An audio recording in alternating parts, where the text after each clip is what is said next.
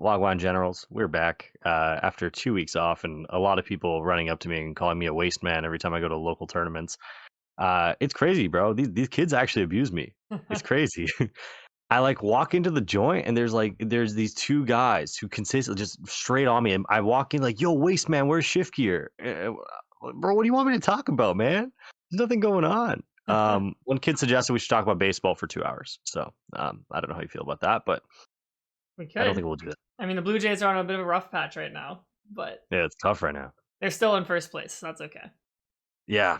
Anyways, we don't want to talk about baseball for 2 hours, but we're back. We're gonna try and be more regular throughout the summer. There's not a lot going on, guys, and we don't have a whole lot to talk about. But this week, we finally have enough data to kind of put together some concrete results. We're gonna make a tier list this week of like the world's plays and what we think is real, what we think might not be real.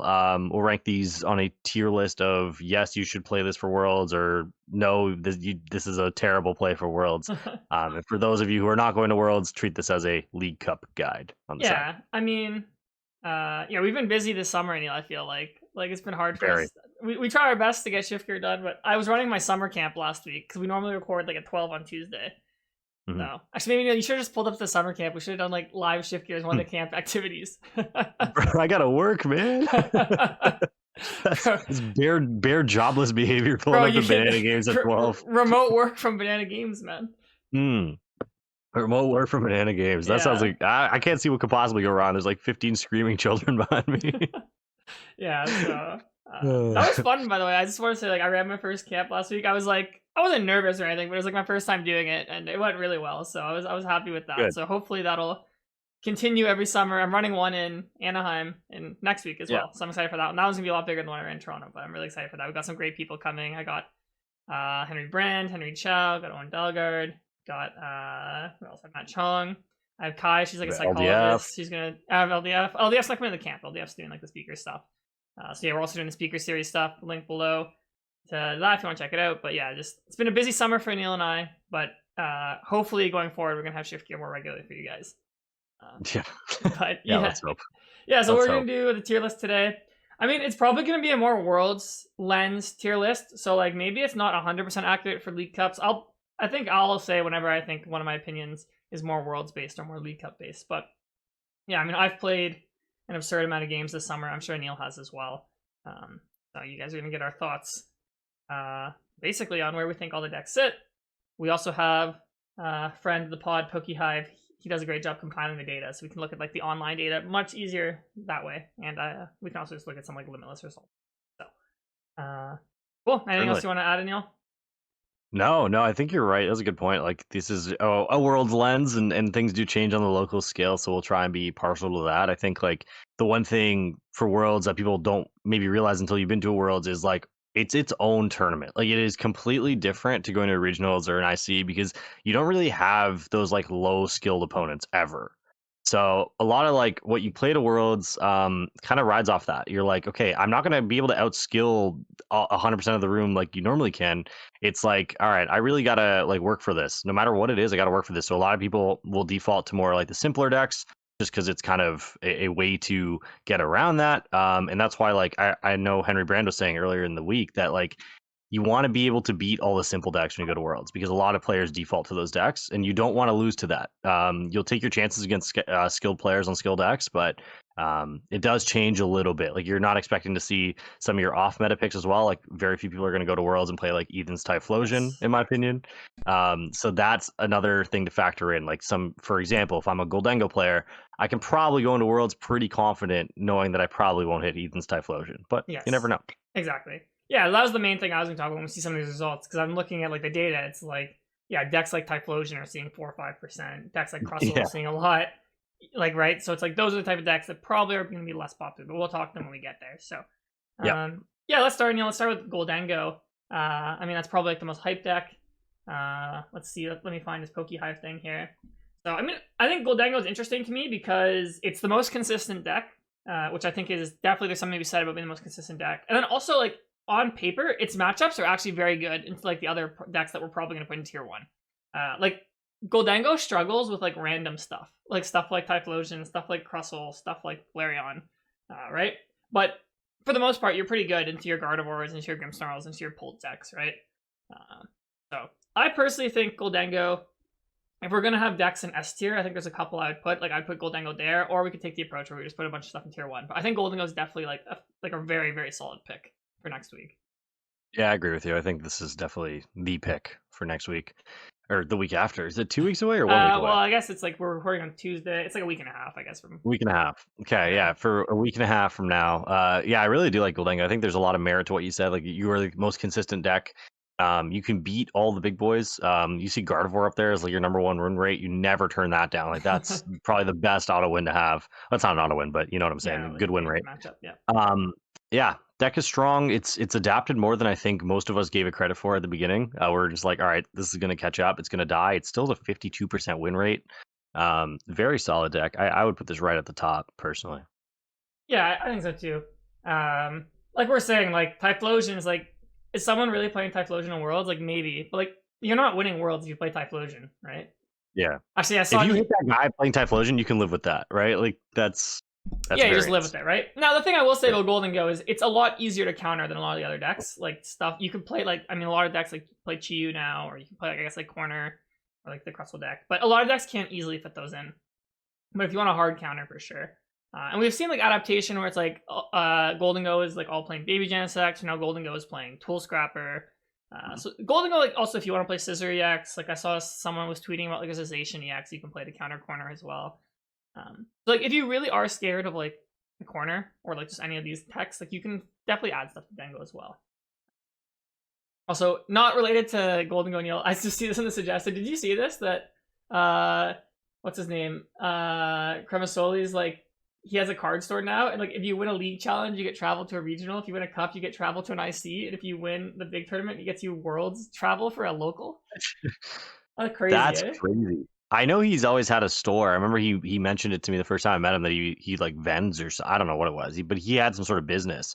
I didn't know he was up like this though. This is nuts. Yeah, no, that was crazy. So shout out him, man. That's putting in work for the community. Shout out, bro, for real. Yeah. Like there might be an argument to be made that you could fly to Italy and then go in this dude's challenge or cup and win and make money out of this whole ordeal. Yeah, I mean, yeah, because I feel like okay, like the travel within Europe like is cheap. Like that is like okay, like I can see you doing that, but like man, like I see your Worlds, that's expensive from Europe. So man, big shout out to that. You can't Ryanair your way to NAIC. Like, exactly. So that's crazy. That was funny. So all right, Gholdengo open the S tier. All right, Grimmsnarl. Right. Can I touch on one more thing too? Yeah, go for it. I think it's a good play for Worlds. I think we kind of didn't address that, like that whole thing. Like it's a good play for Worlds outside of what you see here because of what Kieran said. Because like all these like random decks are the ones you lose to, and you're probably not going to see them. If you do see them, whatever. But over Worlds, like over 9 rounds or 8 rounds, whatever it is this year, the consistency is always very welcome in a deck like this. You don't want to take random losses where you can't. And I guess the one knock I'd give this deck is there's not a ton of skill expression in this. Like if you hit a god tier player, there's not a whole lot you're going to be able to do about it. But as long as you can live with that, it's a great play. Sorry, I just want to add that in there. I feel like, yeah. Cool. All right, next one was Grimmsnarl. Grimmsnarl actually has like very high win rates online. I love Grimmsnarl. I mean, Grimmsnarl is my favorite deck of the standard decks. I actually think though that Grimmsnarl is kind of in like a weird spot for Worlds. Like, it has a really bad Gholdengo matchup. Like, it says 42% here. I actually think it's worse than that. Like, the 4 boss that Gholdengo plays now, it's so easy for them turn 2 to just be like, alright, boss, knock out Frostlass. And then, like, it's just really hard for you to chain a bunch of Grimmsnarls, and, like, because they just get knocked out right away. Now, that being said, Grimmsnarl is very good against all the other tier 1 decks. Like, you're very good against Gardevoir, you're good against all the Dragapult builds, you're good against Charizard if that gets popular. I know here it says 48%. I think it's way higher than that if you're a skilled Grimmsnarl player. So I think Grimmsnarl is a good deck. It's just a little scary that, like, you're not that good into one of the best decks, is, like, my take on it right now. Yeah, I think it's, like, so different from NAIC. I am going to make a bold take here, but I would not touch this with a 10-foot pole for Worlds, personally. I could not fathom taking the loss to Gholdengo that badly. And the reason for that being, if there's another S tier deck that required a little bit more in terms of skill, attentiveness, whatever, I'd be less wary of this. But because Gholdengo is so straightforward, it's so easy to play, it's a comfort pick for so many people, and it's clearly S tier, I think Gholdengo is going to be inflated in terms of its representation by more than it would have otherwise, right? If the top deck was, I don't know, something a bit harder, like Dragapult Dusknoir, which it might be, that might be the best deck, I don't know. But I'm just saying less people would play that than Gholdengo players are going to show out here. So I would be terrified. I don't want to take a loss to that. But other than that, I think Grimmsnarl is solid. Like you said, you have good matchups in all the top decks. It's just like, can you overcome that one matchup? And it doesn't seem like there's a single tech or single fix that you can put in for that matchup. And I also think Joltik box might show up at Worlds. So You think? I was actually going to make the point that I think like one good thing for Grimmsnarl is that Joltik box is your worst matchup, and I think it's not going to see much play. I don't know. I've heard a lot of murmurs, dude. I've tried it myself a couple games. Like it is very boring and Luigi, but it's a good deck, man. Like if it loses to Gholdengo, Joltik box, like yeah, it does, and it loses to Grimmsnarl. But Joltik box doesn't lose to Grimmsnarl. Is that what we're saying? Sorry. No, we're talking about Joltik box, right? Oh, sorry. Yeah, you're right. I'm losing to Gardevoir, tweaking. I think. Yeah, I'm tweaking. So why are we playing Joltik box? We're losing to Gardevoir and Gholdengo then. So there was like a bunch of guys tweeting this list with the eel, and the duck and stuff, and like, I tried it. It feels better than the old one, but like, yeah, I don't know, man. I just feel like people are gonna play this. Like, I feel like this is one of those decks someone's gonna play. Well, here, let's talk about this. So, like, is it okay to have a bad Gholdengo matchup? Because we're gonna get the Gardevoir, and I assume we're gonna say Gardevoir is a good deck, and Gardevoir also struggles against Gholdengo, right? So it's like, even if you think Gholdengo is the best deck, and you think Gholdengo will be, like, I don't know, 12%, let's say, right? It's not egregious to take that as your one bad matchup if you're very confident to all the other matchups, right? Like, even if you play 8 rounds day one, if you hit Gholdengo once, let's say even twice, if you feel confident you'll beat all the other decks you hit, like, that's not that bad. Like, there's not a single deck I think that we're going to go through where there's not, like, a tier 1 deck that you don't want to hit, right? Here's what I'll say about that. Like, I think what's the right way to put this? Grimmsnarl loses harder to Gholdengo than Gardevoir does. Like, by a sizable amount, in my opinion. And I think as Gardevoir, like I played so many matchups against Gholdengo now, and I'm comfortable. I can take maybe 45% of those games, 40%, 45%, depending on how my opponent draws. And like I'm okay with those odds because those odds say I can beat one in a best of 3 if I get lucky. With Grimmsnarl, I feel you're just folding. Like, there's not a whole lot you're going to do. And I think that's where the comparison's important to me. Like, I feel like with Gardevoir, you have a lot more agency in what maybe happens. I do understand they're both bad matchups, but I would make that argument for Gardevoir before I made that argument for Grimmsnarl, just because at least you have a chance. Yeah, I think the other thing for Grimm is it doesn't have a draw engine. So, like, I think a lot of really good players, and, like, a lot of good players aren't going to, like, mess up, like, how they bench stuff or stagger evolve. So you lose a bit of win rate there as well, so.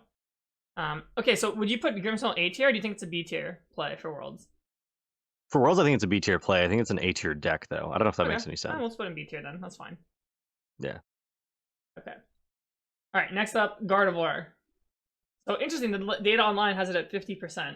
It has a lot of green at the top, but a lot of those matchups are like not like high tier decks. So okay, like first thing to address is like there's no way the Gholdengo matchup is 32%. Like it's unfavored, but it's not 32%. There's no way. That's impossible, man. Right. So. I think it's closer to like 40-60 if I had to put a number on it myself. I'm sure Henry Chow is like deep in the kitchen trying to figure out how to flip that matchup. So maybe he'll figure it out. But I think the one thing that we've seen is most Gholdengos are playing Tool Scrapper now to like counter actually other mirror matches. But that also like collaterals Gardevoir a little bit. So yeah, I think that part of it is like a little sketch, but I mean otherwise like Guardy's still like I think just in terms of like raw power and what you're able to do with a deck and like what a great player can do like to raise the ceiling of a deck. I think Gardevoir is still an amazing deck. Like I think that hasn't changed for me. I don't think. I couldn't agree more. I think it's a good Worlds play. It's like here's the thing with Gardevoir, like you can play it at the base level quite strongly. The average player can play it to a decent finish all the time, but the best players can really like raise the level of it, like you said, and I think that's important to mention. Like I don't think the representation is going to be super high because people are going to have that realization. Like, okay, if I'm not in the top 10% of Gardevoir players or whatever it is, I probably won't do as well as I want to with this deck. But the top 10% of Gardevoir players are going to be at Worlds, right? Yeah. I mean, like in the field at Worlds. Like you need to, like you really got to like get up to that level, I think, at Worlds. To have a chance of winning Worlds with Gardevoir, you got to be right up there.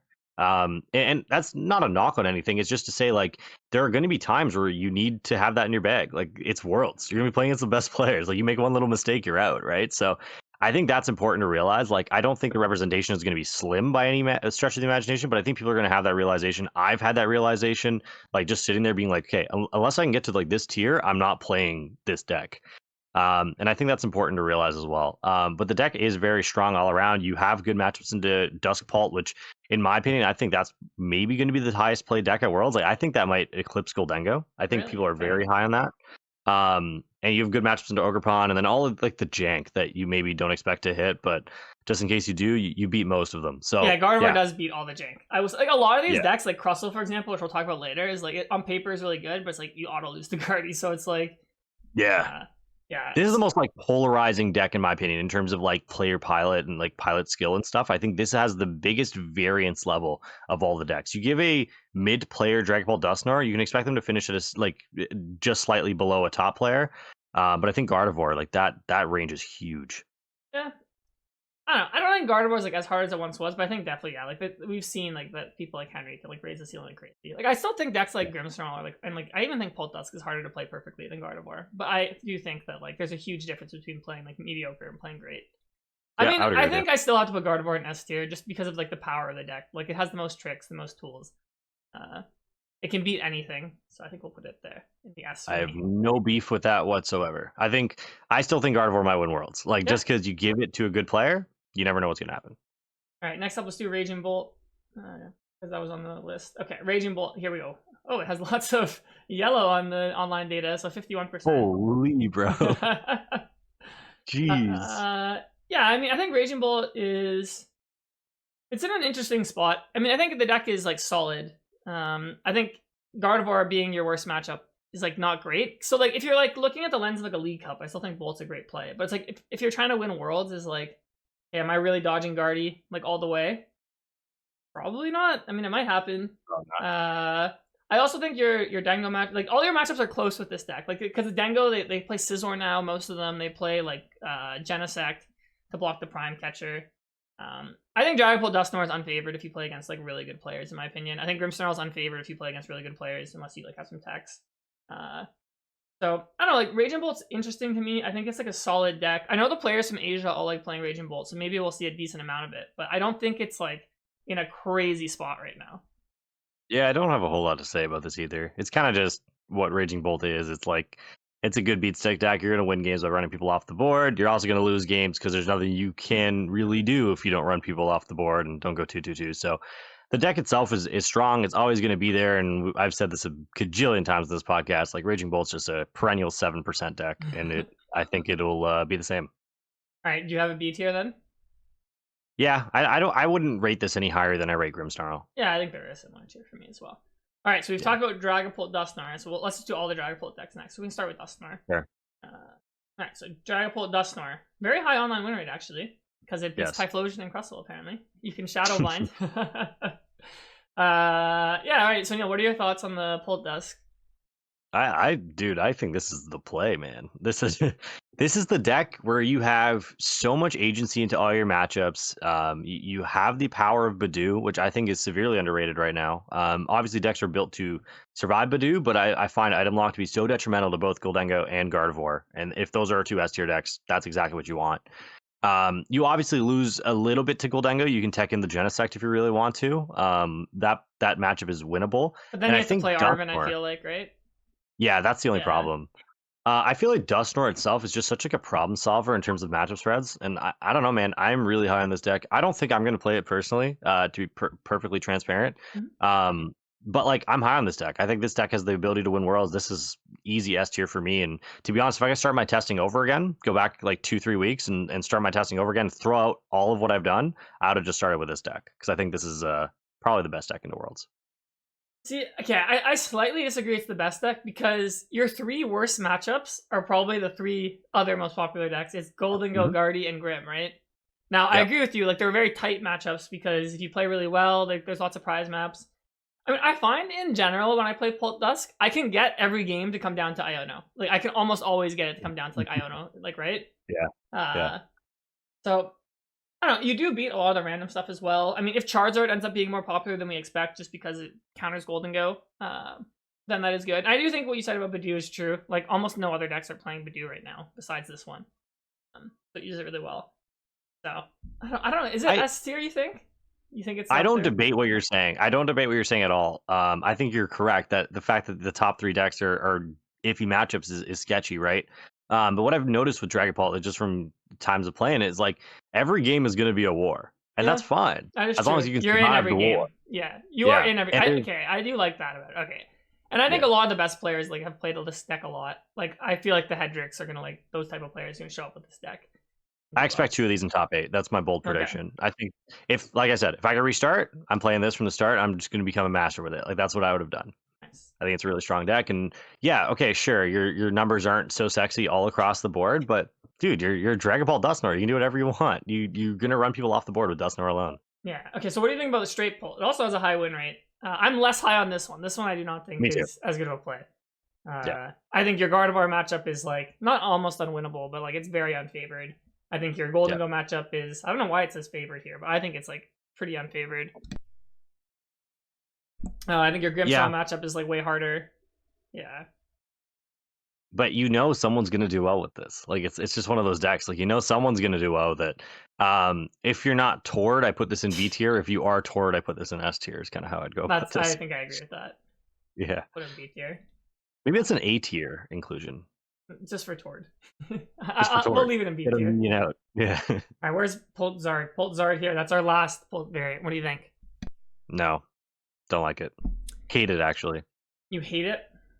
Hate it. Absolutely hate it. I just don't think if you're playing either of these, like you're playing Dragapult Charizard, I think you should just play either Dragapult or play Charizard. Yeah. I think Paultizard had a moment. Yeah, it's had its moments, and like even from talking with Rowan and Jackson, like the 2 #1 like Paultizard dudes, they're both like, yeah, nah, this is not it. I think it's had its moment. I think that time is gone, but people are gonna play it, and I don't think it's a terrible deck for League Cups either. Like if you hit into the right meta, you're having a pretty good day. Just for the idea of winning Worlds, though, I'd probably stay away from this. Me personally. Okay. I mean, I'll defer to the Paultizard Masters. So what, you think it's like C tier? C feels harsh. If I say C, people are gonna attack me. But yeah, let's go C. All right, sure, we'll put it there. Okay, what's next on that list? Typhlosion. Okay, let's do the other decks last. Let's do like the Charizard decks next. Sure. Okay. So where's Charizard normal? The Charizard Pidgeot. Like, while I find it, tell me your thoughts on Charizard Pidgeot. Yeah, I would. I'd be lying to you if I told you I wasn't testing this extensively for the first 2 weeks of my Worlds testing. This is the deck I was kind of zeroed in on. It felt like that, like underdog, kind of like dark horse deck. I mean, it still is a very good win rate, like a 54% win rate, or 53, sorry. You beat some good matchups, like you beat Gardevoir, you beat Gholdengo. I don't know if you beat Gardevoir, but you're definitely at least 50-50 into it. No, you're definitely favored to Gardevoir. I think. I don't know. Like, as long as you're playing like a mist or you're playing like a balloon, I think you should be favored. Yeah, you need balloon to get away from triple boss or something. Yeah. Yeah, but yeah, no, this deck was really strong in my testing. I really liked it. It ended up just not kind of being the deck for me. Like it didn't really resonate with me. But I expect a lot of people to play this because I know there's a lot of groups kind of theory crafting Zard right now. There's a lot of different ways to play it too, which is cool. I've seen like some Pidgeots in there. I've seen some with like Dunsparce. I've seen some with like Noctowl. Like a lot of ways to go about it. I've always found that the deck is like 1 or 2 pieces off from getting to where you want to be when you lose. Like when you lose, you're always losing because you didn't draw enough cards or whatever. Like you're 1 to 2 pieces off, but the card itself is so strong, right? You're able to 2/2 most matchups. So I think it's a good deck personally. Yeah, I think Charizard on paper has like one of the best matchup spreads going to Worlds. Your only really bad matchup is like Paultizard, I guess, and Crustle, but but I think Charizard is actually, I'd put it in A tier in my opinion. Is where I think it's right now. Yeah. Cool. All right, we can talk about the Dusknoir version. I don't even know if we have data for that. We don't. I mean, I personally do not like the Dusknoir version. I tried it. I'm like, it's so bricky. Like you have Tatsugiri, and then I'm like, yeah, I'll Tatsugiri for Arven. I'm like, well, if I Arven for Candy, I can't even like Arven for Nestball to get like Chiyu. I don't know. I found it really hard to play. Like I felt like it needs like a partner, like a draw partner. Yeah.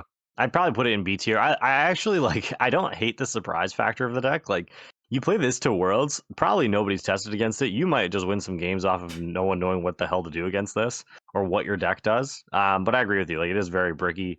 You mentioned something to me at the endgame barbecue that like resonated too. You're like, if you don't get Precious Trolley, your deck just sucks. So you're very reliant on Trolley turn 2, and when you get it, you're gonna win most games. But when you don't get it, it kind of sucks. So I think Yeah. it's respectful B C. tier. I think it's C tier. Like I don't think it's like I think it's disrespectful to like Bolt and Grim and Pult to put it up there with them. I would also, yeah, I'd also feel like it's disrespectful to Paultizard to have Charizard Dusknoir above it. Like that's kind of foul. So I agree. Yeah, C's right, good. we'll put it there.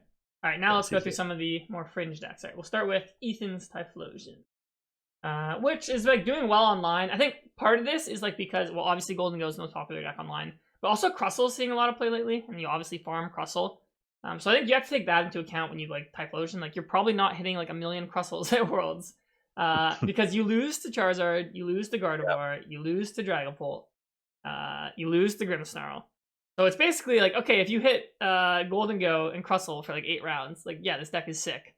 Otherwise, is like you're just getting farmed, right? Yeah. I mean, maybe there's just we haven't just seen the list that can beat the evolution decks, but that's why I would probably steer clear of Typhlosion. I just think it's like it's too linear of a deck, right? Like, are you really winning Worlds with Typhlosion? In its current state, I think it's a little bit too one-dimensional. But I mean, there have been innovations on this, right? Like there are guys playing like that Gholdengo Typhlosion. Yeah. There was like a Dragapult Typhlosion. And like I'm not saying those are good. That's just the way I would anticipate seeing this have success if it ever were to have success on like on an IRL like regional stage. I feel like it'd have to be partnered with something else because it's just too straightforward otherwise. But I mean, Silver Bangle coming out or whatever that thing's called, Brave like helps Bangle. part a lot. It's in D tier, bro. We're not playing this Worlds. Yeah, I was like, did you see the tweet Rafal put out like yesterday or 2 days ago? No, I did not. He like leaked the world's top 8. You didn't see it? No, let's see it. So let's find it.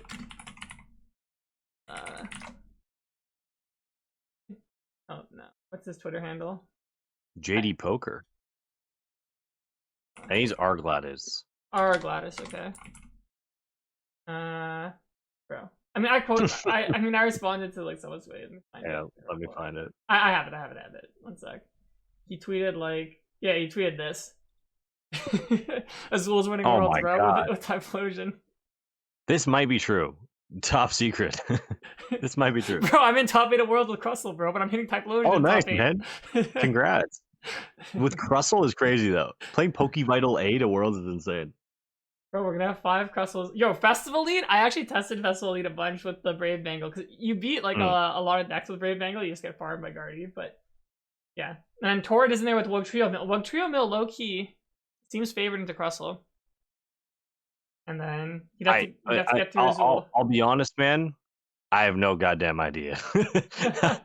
Never played either of those 2 decks. I don't plan on it. But if Wugtrio Mill is favored, then congrats to Torrid Recklove on winning Worlds. Yeah, but well, I saw this in Yellow and I said I can put Doshbot in my deck, so I'm ready for Azul when I hit him, right? Oh, is that the no fire dudes? Yeah, exactly. I'll probably lose a Torrid in top 4, but that's okay. We'll take the big Pikachu trophy.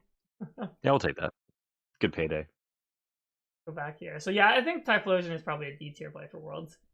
Okay, Joltik box is next. Actually, it's a pretty high win rate on mine. I don't know. I think Joltik box, like, it's just hard to win Worlds with this deck. Like it's hard to raise the ceiling. But that being said, like last year at Worlds, top 4 had Iron Thorns, Roaring Moon, and Miraidon. We had 3 like aggro decks. So maybe I'm like overstating how much like of a skill based deck you need to win. Because I mean, if your deck just has good matchups and like you just like don't mess up, it's the power of your deck can carry you pretty far, right? Yeah.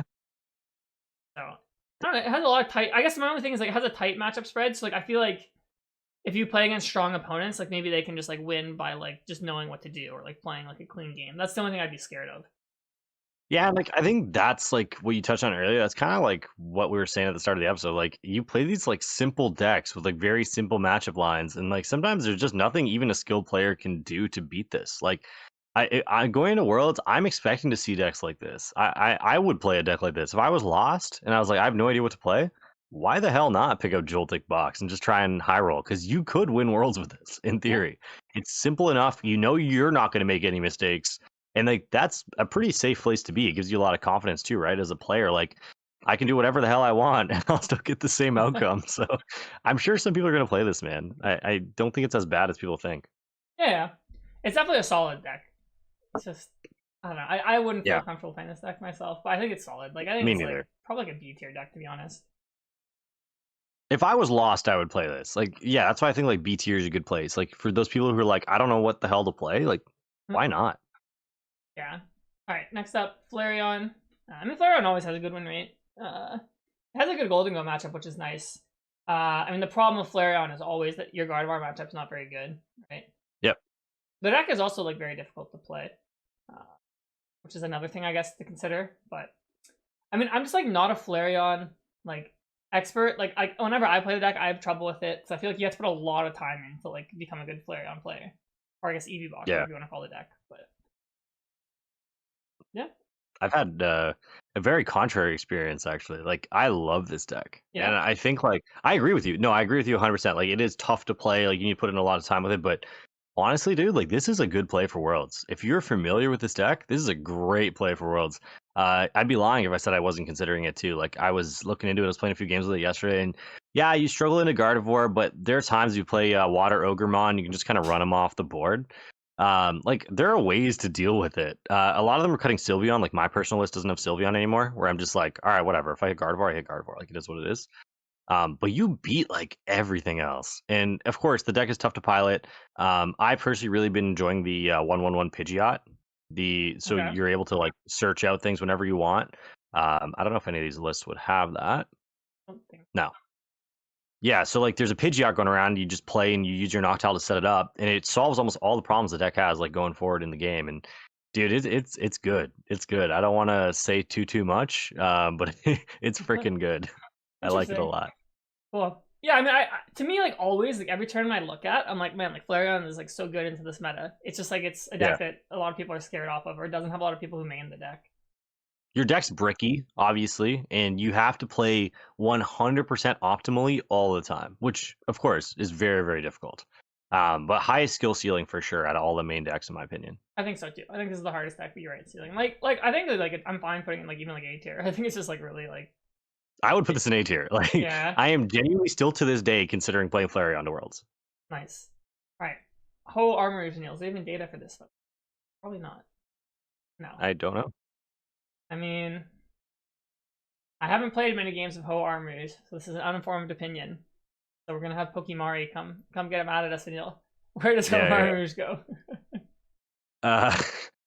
I don't. I was kind of excited when Prism came out. I thought this deck would get a lot better. I don't know a whole lot about it. I played like a total like 3 games with it, and it felt really underwhelming. So for me, I'd probably put it in D, but I don't want to sound like I'm dissing. All right, well, let's go in D. I mean, I think it just struggles with consistency until it gets a consistency engine. I think problem. Okay, Gardevoir Jelly. I don't think I saw data on here. I mean, I can look on Limitless. It's actually not bad on Limitless. Well, it's at 42% win rate. Is it really? Yeah, or 43%. I rounded it down. Oh man. Yeah, I mean, when I checked it a week ago, it was like up. It was not 42. I'll tell you that. Yeah. I don't know. Maybe like the thing is like people stopped exploring this deck. Like maybe people just like tried the Japanese list and then they're like, okay, there's no innovation because people have written it off. But it does feel like the right way to play Guardy is just to play it like the traditional way. Mm-hmm. The Jellicent's like a big commitment to get set up, and like the payoff's not always that high. And a lot of the decks like Gholdengo, like Grimmsnarl, like Charizard, it's like easy for them to deal with it. Gholdengo plays 4 boss, like Grimmsnarl and Charizard, like they just evolve and knock you out, right? You're just giving them 2 prizes. You lose kind of like that 1 prize element that Guardy like thrives on. So yeah, I think, and like also it's just like just getting boss and losing item lock is like not that hard for a lot of decks. I don't know. I think the more I played with it, like initially I actually really liked Gardevoir Jelly. Like I still think, I don't know why it's 25% at Grim. I think you can beat Grim like pretty consistently with it. But I think a pure Gardevoir Jellicent deck is like not the way to go anymore. I think if you want to play Jellicent, you probably play 1/1, or you can even just play Frillish in your Gardevoir decks. Yep. I like what you said with that. That's what I was gonna say. I think this is unfairly represented for Jellicent as a card, because I think the 1/1 is like really good. And even like there was a while I was just playing Frillish in my Gardevoir deck and it was sick. Like it's pretty good. So I think this is kind of it's unfairly represented. Like I don't think any Gardevoir deck with any Jellicent in it is 43% win rate, if that makes any sense. I think the ones that are centered around, okay, I'm going to play 2/2 or 3/3 Jelly, yeah, that might be 43% win rate, because that's a very linear thing, right? Like it's not. There's not much you can do with the jelly. You just put it up and you swing and you hope your opponent can't beat it. So I like the 1/1 jelly, and I think this is misrepresenting what Guardy Jelly really is. But I would put Guardy Jelly as an archetype in D personally. Yeah, I was gonna say maybe C, but sure. Alright, we'll play D, whatever. Alright, I don't last know. one. We saved the best for last. We saved Crustle. And then this, Your world's deck. I think this, yeah, my world's deck. I'm gonna make top 8 guys with Crustle. Yep. A lot of green when you see this deck, the data, right? So I mean, Crustle is basically like this year's or last year's Iron Thorns, right? Like, it's not a lot of skill ceiling. Like the skill floor is very low. It's a purely matchup based deck. That being said, there's a lot of matchups where you kind of just win if you hit them, right? Like Gholdengo is probably the main one that you would just target. The downside to this is you do have a bad Gardevoir matchup. Like, I think it's worse than 30%. I legitimately think it's like 5% if you play against like a confident Guardy player. Yeah, I don't know how you win this ever. Yeah. I don't know, man. Someone's gonna play this. Someone with nothing to lose, and hey, to be fair, all of us have nothing to lose. But somebody's gonna play this, and this is another one that goes under like that checkbox for me. Like, if I was lost, I don't know what the hell I was doing. Why not roll the dice? Like, if you know you're not gonna win worlds anyways with a skilled deck, like, why not?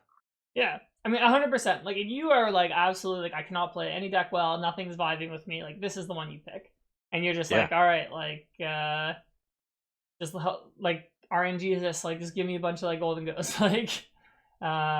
You very well might hit that. Like, there's a decent chance you go all of day one without seeing a Gardevoir. Like, even if Gardevoir is like 12%, which I don't think it will be. It's very possible for you to whip all of them, yeah. You're favored to not hit one, technically. Yeah, I mean, I guess Paultizard is maybe a slightly unfavored matchup because they all play Neo Upper now, so it's actually not that hard for them to attack with the Dusknoir, which is kind of funny. Yeah. My thing from playing Crustle too is it's a bit inconsistent because you don't have a draw engine, like you're just relying on stuff, but yeah. And like you lose randomly to like Raging Bolt sometimes just because they get too much pressure on you. You lose to Frostlass, Grimmsnarl sometimes because they just get set up too fast.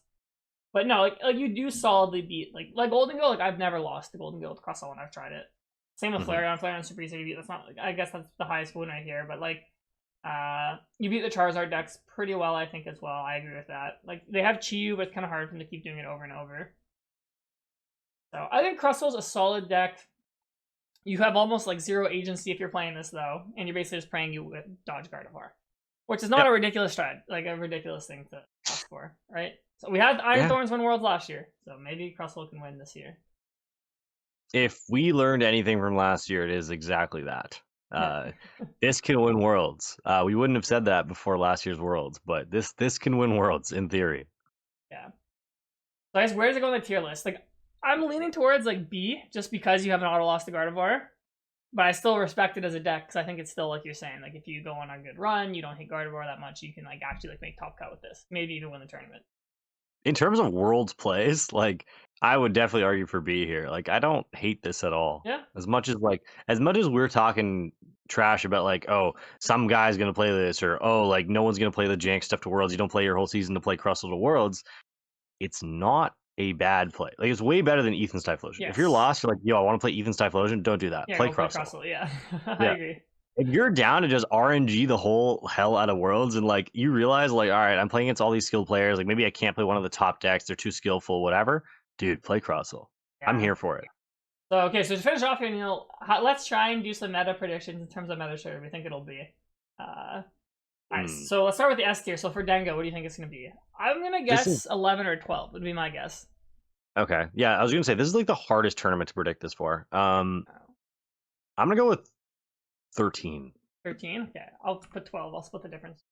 Yeah. Guardy, I think it'll be pretty high because Guardy's a deck that like the best players tend to favor. Like I think like a 10% is reasonable for Gardevoir. Yeah, I was going to say 9, so like 10's fine. Okay, we'll say 10. Yeah, so you said you think Dragapult Dusknoir might be the highest.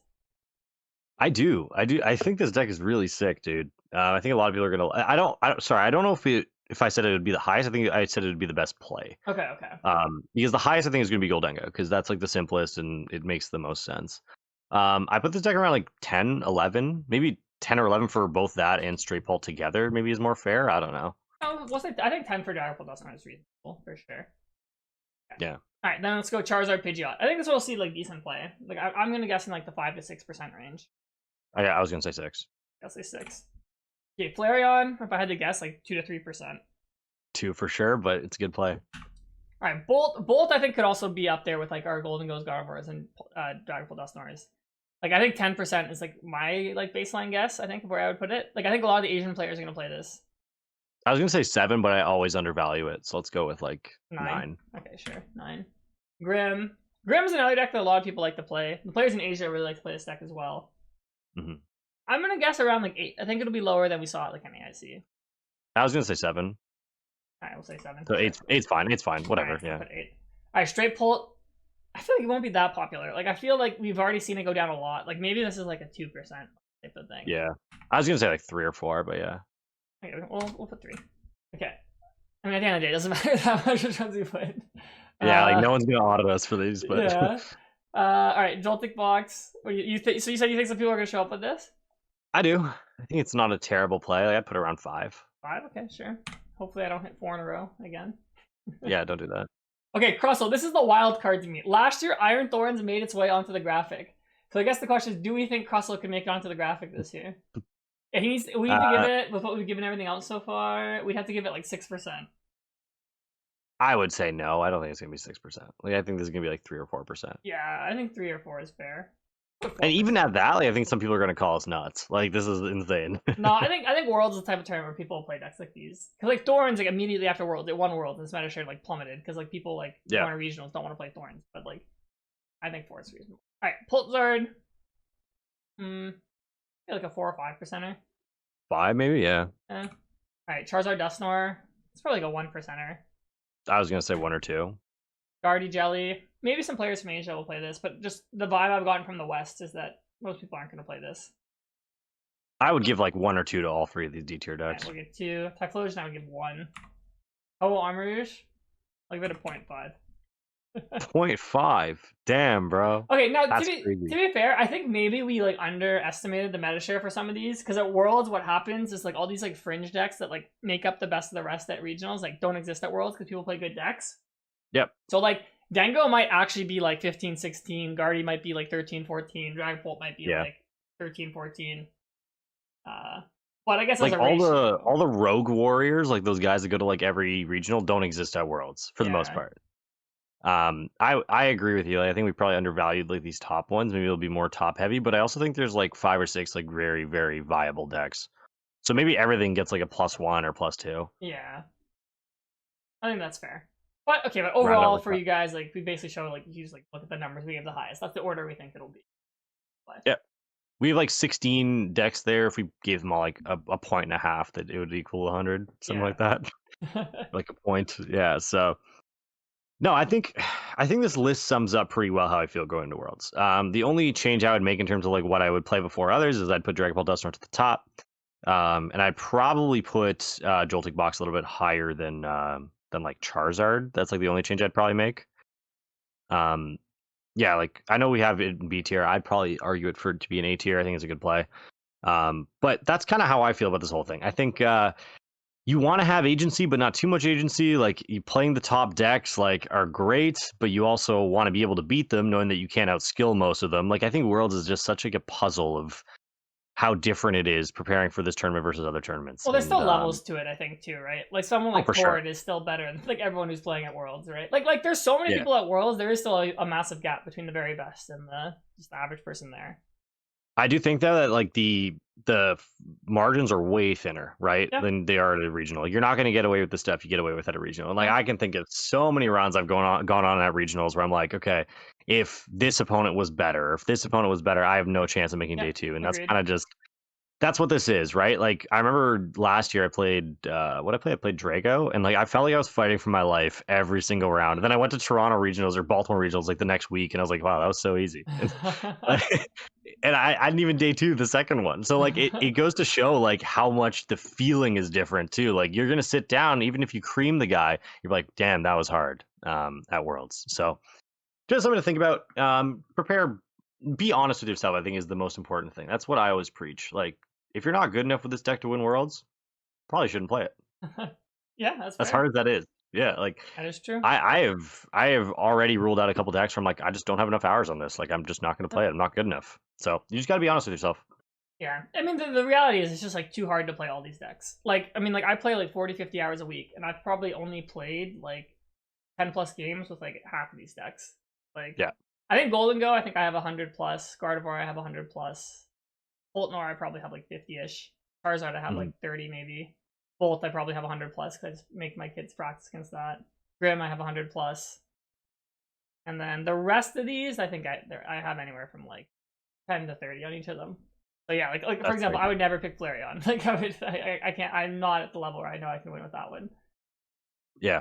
I'm the complete opposite of you. Like I have 4 decks on this list that I've even tried playing, or maybe 5 that I've even tried playing for more than 5 games. Like on those decks, I have like 50, 100 games. Like, I try to get really, really good with these specific decks. And I try not to bounce around too much, but I mean, it's so hard not to, right? Like you just see like results. You're like, oh, maybe this deck is good. Maybe that deck is good. So I'm trying to zero in now. Like I've been playing the same deck for like 2 weeks, and I don't even think I'm going to play that deck to Worlds. I've just been playing a bunch of Gardevoir, and I think I'm even coming to the conclusion like, hey, if I'm not in the top 5% of Gardevoir players by next week, I'm not playing this, bro. I'm playing someone else.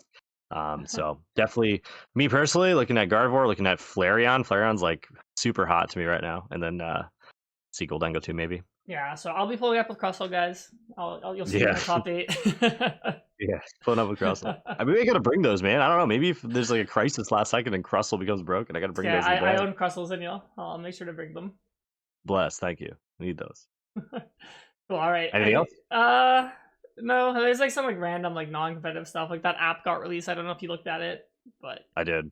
Yeah, it's like whatever. I think everyone else already given their opinion on that. I think Azul and Chip talked about it on their podcast last week. No, I think Aneil, you have to go be a corporate weapon right now, so we can end off. End off here. We all learned from that app that we're registered for at least 2 to 3 leagues that we didn't recognize. Exactly. Had no idea about. Yeah, they ruined the event locator, so that's been great for the last week. Just trying to go on Pokidata. I always use Pokidata anyways. So ass, man. But whatever, they'll improve it. It'll get better. We'll have more to talk about next week. I'm sure as we prepare for Worlds. I got nothing else for now. No. You good? Yeah, I'm good. All right. Thank y'all for being here. We appreciate y'all. We'll actually see you next week because we're going to make an episode next week and for the rest of the year. That's our pledge. We're not going to skip any more weeks. I'm going to LA on Saturday, so we got to record it way ahead of time. Jesus Christ. All right. Whatever. All right. Maybe not next week. We'll see y'all the week after. All right. Thanks for being here. Appreciate y'all. Peace.